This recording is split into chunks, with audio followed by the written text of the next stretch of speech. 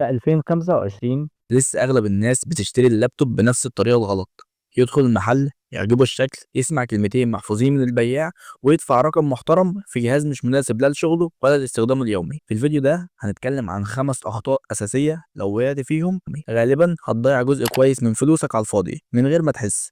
وواحدة واحدة هنعدي على كل غلطة وهقولك هتعمل ايه بدلها عشان تختار اللابتوب الصح ليك وتضمن ان فلوسك تروح في مكانها الصح. السلام عليكم، عاملين ايه؟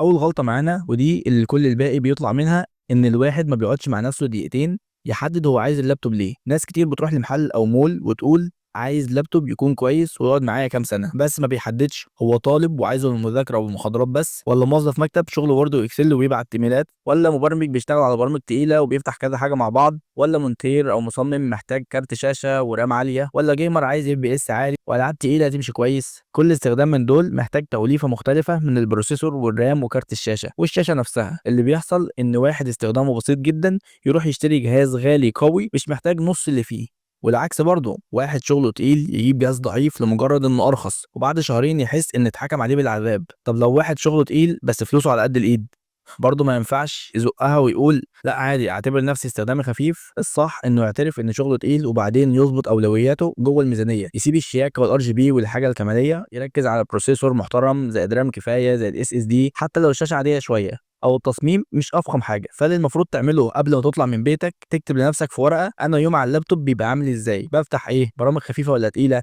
العاب ولا لا. من الاجابات دي تقدر تقول انا محتاج لابتوب دراسه او شغل مكتب او برمجه او مونتاج او جيمنج. بعدها بس ابدأ تدور على المواصفات المناسبة للاستخدام ده، مش تمسك أول جهاز يعجبك شكله أو سعره وخلاص.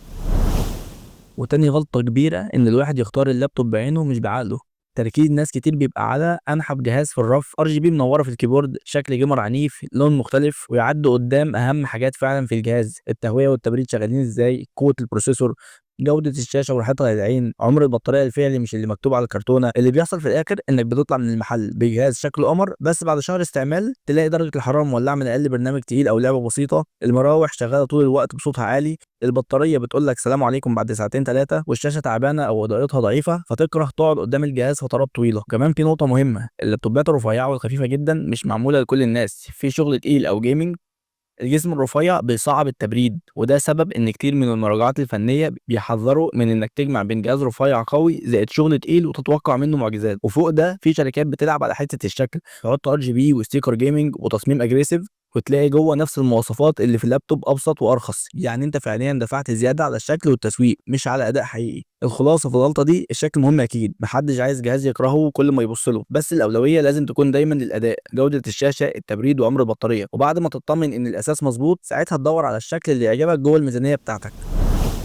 وتالت غلطة معانا هي غلطة قاتلة، انك تبص للارقام على الورق من غير ما تفهم معناها. ناس كتير اول ما تسمع الجهاز ده اي 7 او رايزن 7 تقول خلاص كده احسن حاجة، مع ان في الحقيقة في اي 5 جديد اقوى من اي 7 قديم، وفي رايزن 5 جيل حديث اداؤه احسن من رايزن 7 جيل قديم واستهلاكه اقل. المعالج مش مجرد اسم، المعالج الجيل الكام او الكورز قد ايه او السيريز بتاعته يو ولا اتش ولا اتش اس، ودي بتفرق بين معالج توفير طاقه خفيف ومعالج اداء عالي للجيمنج والشغل التقيل. نفس الكلام على الرام، في ناس لحد دلوقتي بتشتري 8 جيجا رام وتقول كفايه، بعدها تشتكي ان الجهاز بيهنج اول ما يفتح كذا برنامج او لعبه حديثه او برنامج مونتاج. في 2025 اغلب المراجعات بتقول استخدام خفيف، تصفح، شغل مكتب، دراسه بسيطه، 8 جيجا تمشي، بس يفضل يكون في امكانيه ترقيه، برمجه، شغل حقيقي، فتح برامج كتير، 16 جيجا تعتبر نقطه امان، مونتاج وجيمنج تقيل 16 جيجا كحد ادنى ويفضل 32 لو تقدر. وكارت الشاشه مش اي كارت شاشه منفصل يبقى جامد، لازم تبص على الموديل بتاعه وترتيبه تقريبا وسط الكروت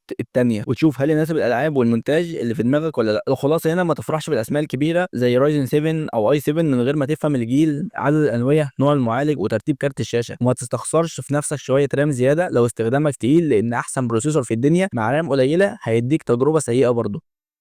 رابع غلطه معانا ان الواحد يحط فلوسه في فيتشرز شكليه وينسى الاساسيات. تلاقي واحد مبسوط ان الشاشه 4K على لابتوب 14 بوصه، مع ان عينه اصلا مش هتفرق قوي بين 4K وفول اتش دي على الحجم ده. وفي المقابل المعالج ضعيف او الرام قليله. نفس الكلام مع تاتش سكرين، شكلها حلو في الاعلان بس هل فعلا هتستخدمها كل يوم؟ لو استخدامك مش رسم او نوتس بالقلم غالبا هتنسى ان الشاشه لامسه اصلا بعد اسبوع. وما ننساش الار جي بي والاضاءه الكتير بتزود سعر الجهاز وتخليه شكله جيمنج، بس مش بتزود فريم واحد لو كارت الشاشه نفسه متوسط. النتيجه ان الميزانيه بتطير في حاجات ثانويه، والمقابل تبص تلاقي رام اقل من المفروض تاخدها، اس اس دي مساحته صغيره او ابطا، او بروسيسور اضعف من اللي كان ممكن تجيبه لو ركزت في فلوسك صح. الصح انك تسال نفسك قبل ما تدفع في اي فيتشر زياده، هل انا فعلا هستخدم الحاجه دي كل يوم ولا بس شكل او رقم على ورق؟ وحاول تخلي فلوسك تروح الاول على معالج محترم يناسب استخدامك، رام كفايه، اس اس دي كويس، وشاشه محترمه مريحه لعينك. وبعدين لو فضلت مساحه في الميزانيه ساعتها فكر في الكماليات.